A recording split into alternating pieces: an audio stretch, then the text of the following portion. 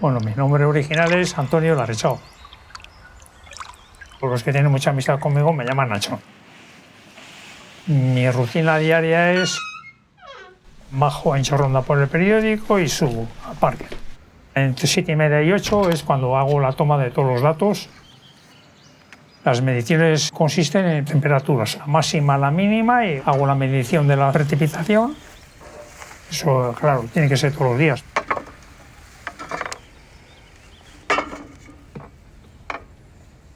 El nombre correcto de la estación es Depósito de Aguas de Soroborda.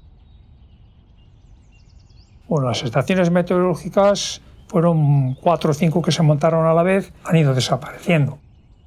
El mundo ha cambiado demasiado rápido para mí. A mí tienen las estaciones automatizadas.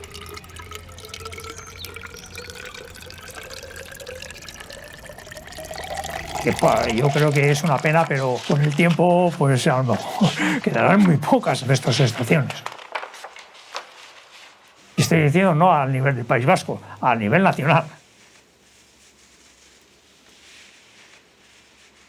Yo llevo dedicándome íntegramente a la estación meteorológica desde el 81.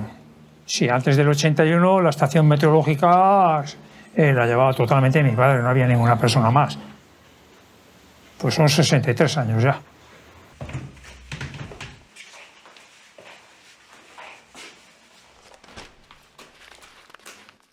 Lo que más he notado con la estación meteorológica es que había muchos días que mi padre marcaba nieblas. Ahora eso yo marco muy poco. Y es porque los humedales se han convertido en hormigón. Que el cambio climático sí que es una realidad para mí, porque lo he ido viviendo poco a poco. Es que uno, si va a casa, no hay corriente, se puede apañar de otra manera. No hay gas, se puede uno apañar de otra manera. Pero si no hay agua, no hay vida. Es que si no hay riego en la agricultura, pues tampoco hay vida. Como lo mismo que en las ciudades, que si no hay agua no hay vida, a la agricultura le pasa igual, y a la ganadería. Como no haya medidas tajantes muy serias, va a ser dramático.